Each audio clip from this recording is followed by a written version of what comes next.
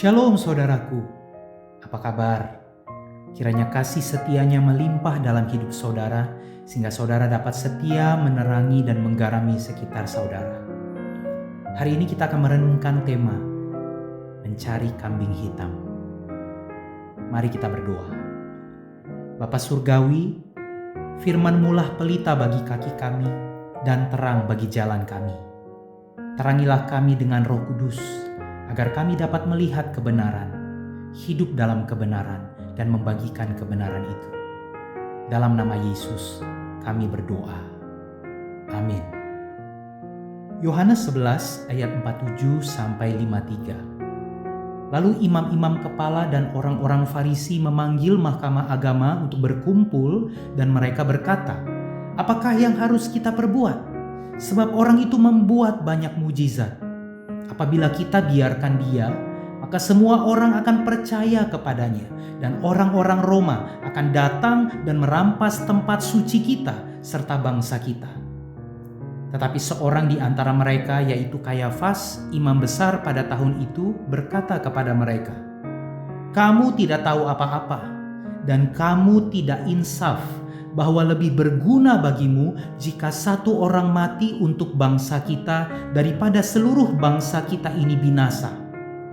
Hal itu dikatakannya bukan dari dirinya sendiri, tetapi sebagai imam besar pada tahun itu ia bernubuat bahwa Yesus akan mati untuk bangsa itu, dan bukan untuk bangsa itu saja, tetapi juga untuk mengumpulkan dan mempersatukan anak-anak Allah yang tercerai-berai.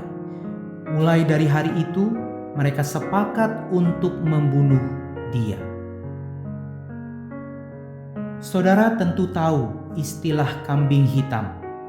Kambing hitam bisa diartikan sebagai orang yang tidak bersalah tetapi dipersalahkan atau dijadikan tumpuan kesalahan atas suatu hal atau peristiwa.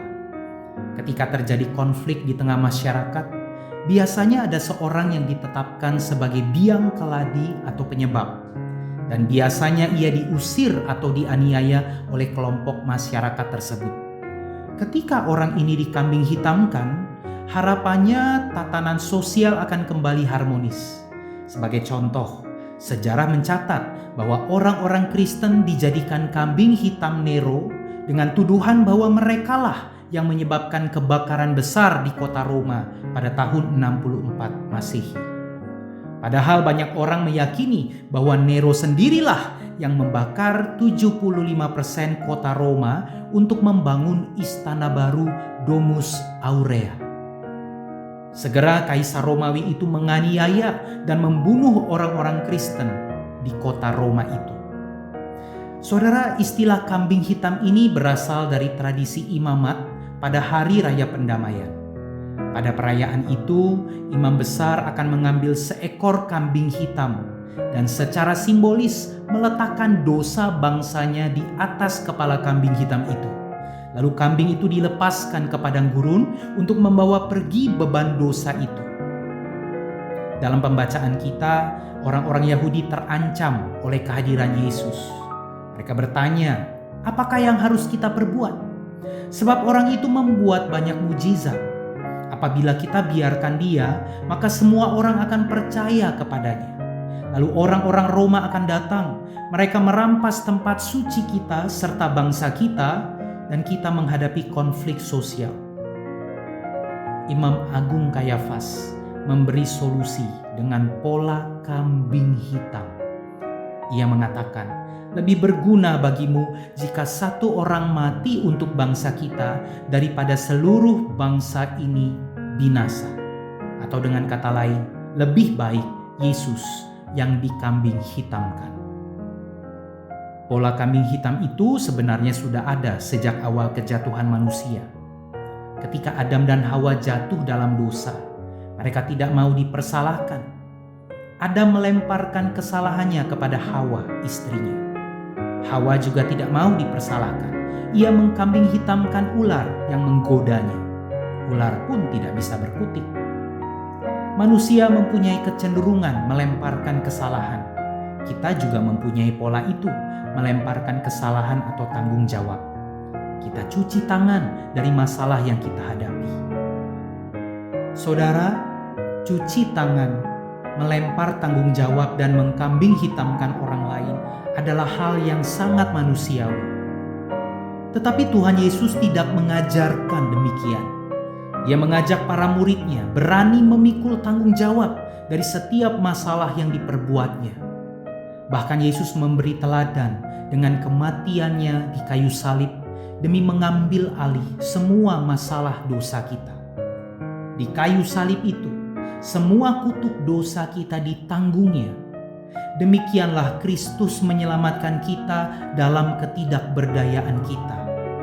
Yesus mengambil alih kebobrokan kita agar kita dipulihkannya.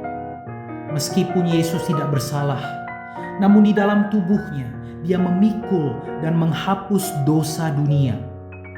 Dalam skenario orang Yahudi dan ahli Taurat, Yesus dikambing hitamkan atas konflik sosial yang terjadi saat itu.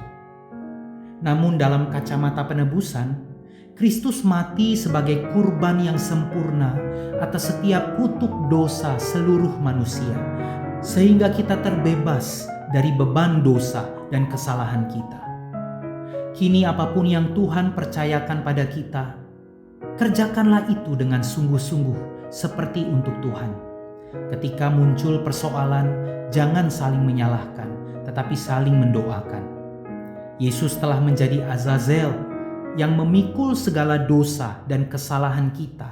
Karena itu, berhentilah mencari kambing hitam dengan menyalahkan orang lain ataupun keadaan. Seringkali kita berkata, "Aku punya hak untuk membalas." Namun sesungguhnya, ketika Yesus telah menebus kita, maka kita tidak punya lagi hak atas diri kita sendiri. Kita sudah memberikan hak kita sepenuhnya kepada Tuhan Yesus, dan hanya Dia yang memiliki semua hak pembalasan. Dan ketika kita menyerahkan sepenuhnya hak kita kepada Tuhan, maka Ia akan bertanggung jawab sepenuhnya atas hidup kita. Kita dipanggil untuk menjadi agen-agen perubahan, mengubah hal-hal yang buruk menjadi baik, mengubah kutuk menjadi berkat. Hal ini hanya dapat kita lakukan ketika kita mengikuti teladan Kristus dalam kehidupan kita, sehingga orang akan melihat kehidupan Kristus dalam diri kita. Kita akan diberkati dan menjadi berkat. Mari kita berdoa. Bapa, aku memohon ampun atas perbuatanku yang memalukan. Aku sering menyalahkan orang lain dan mengkambing hitamkan mereka atas kesalahanku.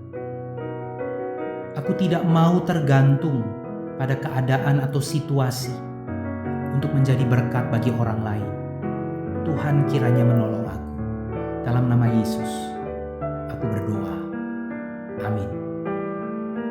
Untuk refleksi, pernahkah saudara menyalahkan orang lain, situasi, tempat, dan keadaan atas dosa yang saudara perbuat? Bagaimana teladan Kristus menolong saudara untuk bertanggung jawab atas semua kesalahan saudara dan berhenti untuk mencari kambing hitam?